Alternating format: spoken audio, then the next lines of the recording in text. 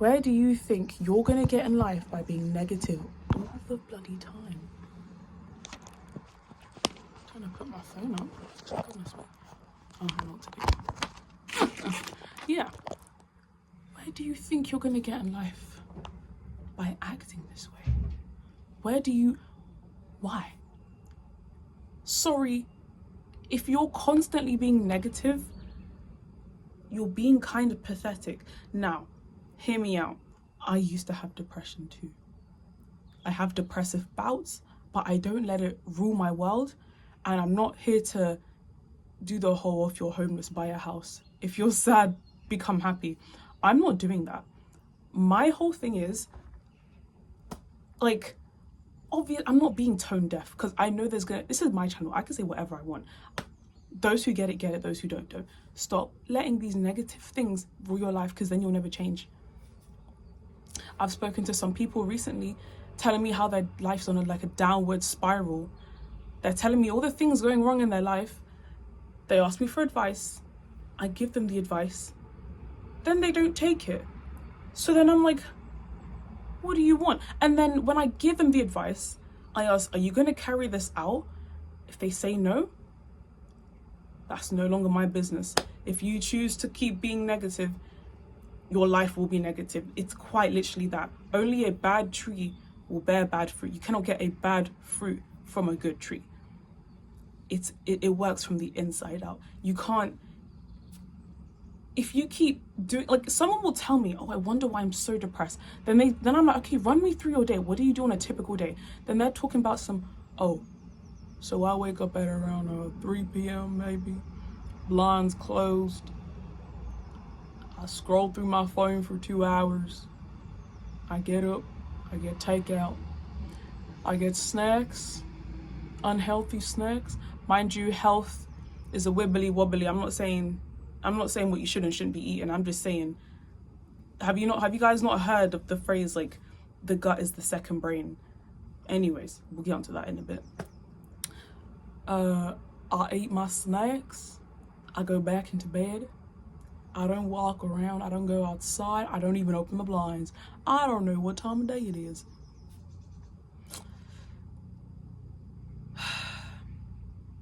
Oh, I act chronically online. I go on TikTok and I doom scroll for hours on end. Hobbies? What's a hobby? What's that? No hobbies, no nothing. Oh, music? Oh, yes. I listen to sad Mitski songs 24/7. Maybe some Lana Del Rey. I listen to sad songs all the time. I listen to depressing songs with depressing affirmations. And then I go straight back to sleep. I take a nap, then I wake up again at 2 a.m. I game for a bit. I don't go outside. I don't talk to nobody in real life. Then I go back to bed. Now tell me someone who wouldn't be depressed. It's like, if you got the ingredients for cake batter, you put the cake batter in a bowl, put that shit in the oven, you're gonna get a fucking cake. Like, I don't know what to say. You're literally creating depression. That's homemade depression. Like, you're on the road to it. What do you think is gonna happen? Now, obviously, some people can identify that that's an issue and they can maybe make steps to, like, not be depressed. Again, I'm not saying you should never be depressed again. No one is saying that. I'm not perfect. I myself get depressed. Not frequently anymore, because I've mastered the law of detachment. When you've mastered that, you're good. But that's the thing. People, when they're depressed, because when I was depressed, I literally thought my life would be like that forever. Like, I don't know. I was so in my own head. Get out of your head. You're not important enough. I don't like saying the whole, oh, someone out there has it harder than you. I don't like saying that, because I genuinely believe that everyone's troubles and worries are valid, no matter how big or small they may seem to someone else. I don't, like, perception is only perception, it's not reality. So if Molly over there has her kitten just died yesterday, meanwhile there's a starving child in, like, Slovakia or something, in the eyes of God, they're both equal in their bouts of woe, you know. They could both be feeling the same amount of depression. However, obviously, objectively, one situation is maybe a bit more dire than the other. But to that person, to each other, their perception of like their depressive bouts or their sadness or whatever bad is happening to them, their perception of that thing is subjective. So obviously I'm not saying that, oh, because someone's starving over here and someone's just maybe their pet fly just died, the one that's starving should be sad. I'm not saying that. I think everyone's thingy is equal. Some people might disagree, but what I am saying now is that, how do I put this? What I am saying is, look at the sadness, look at the root of your sadness. If you can control that thing, for example, the starving person, I'm telling you now, if I was that starving person on the street, or if I was the fly that, or if I was the owner of the fly that died, I was say if I was the fly that died, if I was the owner of the fly that died, in both scenarios, I'd probably feel just as upset, but I'd find a way out of it. Now, I'm not saying that like when someone's starving, I'm telling them to get up in their crypto scheme, make a bunch of money and they're out. No. Or revive your fly. I'm not, or get a new fly. I'm not saying that. Sadness isn't real. It's not real. Stay with me. It's not real. Sadness, no, I'm not going to say anything about depression because you know how it be. If I say anything, motherfuckers going to come up to me. They're going to be like, well, you haven't been through this. I'm like, okay, sorry. Like, if you want to be sad that badly, please be sad. If you want to be sad that badly, I can't stop you. Because in reality, like, I could teach you how to drink a cup of water. But what you need is how to learn how to fetch that water for yourself. However the phrase goes, you guys know what I'm talking about. But if you're a sad person at heart and you want to stay sad, then stay sad. That's all you. Don't be complaining when your life is still like that 20 years down the line. Oh, it's because this happened to me. Do you think you're the only one going through something? Who do you think you are? You're not the main character. None of us are the main character. You're the main character in your own story. Hence why you need to stop being sad all the time. Because I can't lie, a lot of this sadness is self-inflicted. I'm not saying that something has to happen to you necessarily in order for the sadness to go away. I'm not saying that. Or the sadness to come about, sorry. I'm not saying that. Sadness is sadness. That's a normal, you've got the neurotransmitters, that's normal. It's a chemical thing.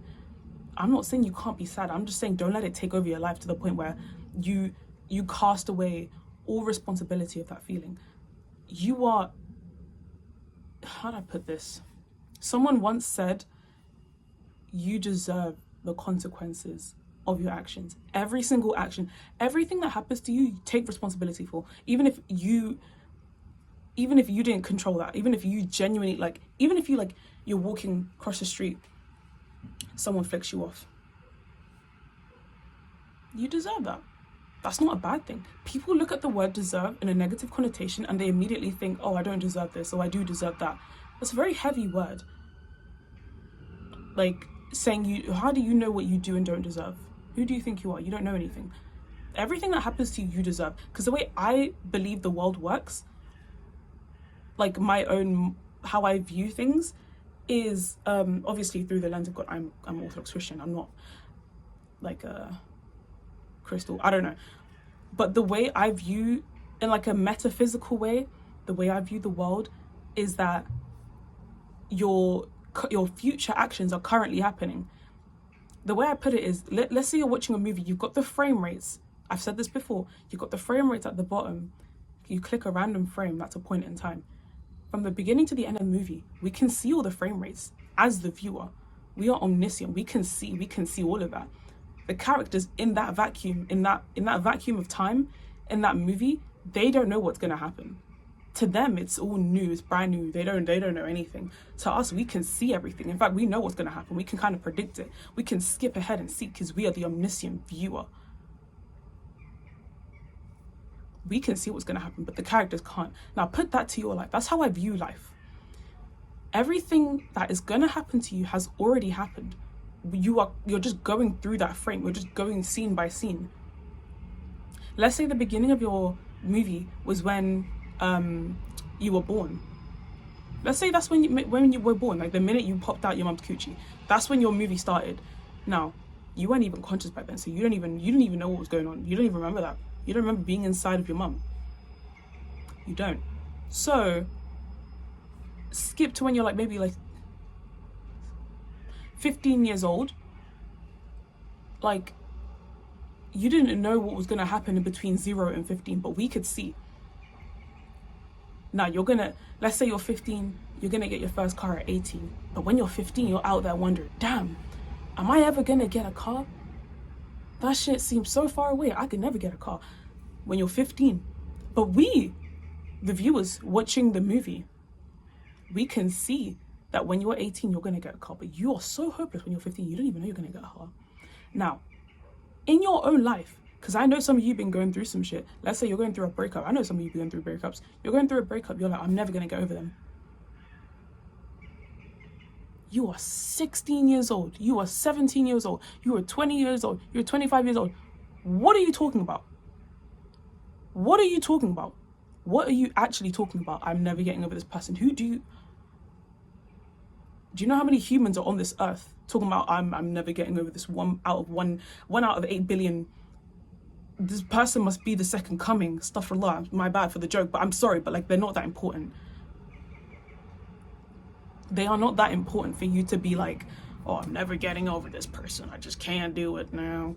Trust me, I've been through heartbreak. You don't even want to know. You don't even want to know how I was during my first heartbreak. You don't want to know. This is what that heartbreak kickstarted me becoming detached from everything. So I'm grateful. You know that like that Ariana Grande song, Thank You for My Ex. I don't know how the song goes, but like that song, she low-key spitting bars. She low-key cooked, because that heartbreak will leave you, you will be detached. But the thing is, some people think that detachment period, when you're closed off from everything, is a bad thing. I actually think it's peak enlightenment. I was like, yo, I cannot have one other mortal human being, man, making me feel this type of way. No. That's when I knew something wasn't right. Humans are not meant to feel like that towards another human. No one is meant to have that much control over your life, where you can't eat for weeks, where you can't get up from your bed for weeks, where you're just not, you feel like you're dying. Like, you can't. No one should be making, that shouldn't even be possible. You know, you can die from a heartbreak, like a broken heart. That's an actual thing. Humans can do that to you, but you have the power to not have that happen. How? The law of detachment. Stop being sad all the time. It all comes in steps. So once you master detachment, you will have no reason to be sad ever again. Someone close to me could pass away. Obviously, I will feel the feeling of sadness. But then in my head, I'm like, you know what? They are genuinely in a better place. I know people hate that saying. I don't care. You think this world is the best it gets? You think this was the best they're gonna get? Really? You think, look at this world, this dunya, look at the earth. You think, look at the state of it. And the sin that's like in it. And all the badness in it. Obviously there's the good as well, but the good, there's the good and there's what's better in the future. This is not as good as it gets, which is why I never really understood why, by the way, I'm just talking at you. Like, I got a lot to talk about. It's been a while. Like, that's why, like, when people pass away, like, or people fail exams, or like they lose something, they literally think that's the best it's gonna get. That's crazy. I know, I'm excited to live my life, me personally. That does not mean I'm gonna be good at everything. That doesn't mean I'm gonna be successful every single time. And in the moment when you're not successful, that's gonna feel like the end of the world. Maybe stop thinking like that for a second, and your life will actually switch around. Stop thinking every time you fail at something, that's the end of it. You just wrap it up, you throw the towel in, kick the bucket. Like, that's how your life's gonna be if you keep thinking like that. Me personally, no, I know this is not the end for me. I'm only 19 years old. Like, you could be 50, I don't even care. You could be 50, 60, 70 years old. It's not the end till it's the end. It ain't over till it's over. I don't care. A lot of this shit might sound corny to some of you people. I don't care. Because you're the ones rolling around in your bed thinking about your ex, or thinking about that one time I did this embarrassing thing. I'm out here forgetting all that stuff and being happy. Ignorance is bliss. Detached from everything. You should not be attached to anything. Why are you attached to anything? When you die, these things that you're attached to, they're not going to come with you. The same way in my other video, I was talking about how, like, why do you want to leave your legacy on a world that is literally not permanent? So in the end, you will never truly be remembered. Quite literally, you will never be remembered. Even MJ will be forgotten. I remember saying this. When the world is done, humanity's done, who's going to remember you? No one. Why do you want to be remembered? What you should be looking forward to is heaven, afterlife, whatever your religion is. Or nothing if you don't believe in anything, which I personally don't understand. But like, if you don't believe there's an afterlife or whatever, then that's it. Do what you need to do in this world. Stop being sad over things that don't matter, and maybe you will see a turnaround in your life. Stop doing things that make you sad and be surprised when they make you sad. Stop going on your phone 12 hours a day plus. I used to be like you, trust me. I used to be chronically online. Some might argue I still am. I really don't think I am. Genuinely no. Scrolling through your phone 12 hours a day. Eating things that just don't make your gut feel good. Now, I'm not saying I have the healthiest diet. Me personally, I'm underweight because of my stomach condition. So I'm not the best when it comes to that, but I study this shit. So like, I'm not professional, but like from a learning point of view, I'm telling you the facts. Your gut is literally like your second brain. That's why like all the time you see these like YouTubers doing these food challenges, and they're like, oh, I ate junk food for like fucking 3 hours, 3 days straight. And you can see how like depressed they get in their face. And from then they start committing like depressing acts. Like they don't want to go outside, they don't want to talk to anyone, they lose interest in their hobbies, etc., etc. It all starts somewhere.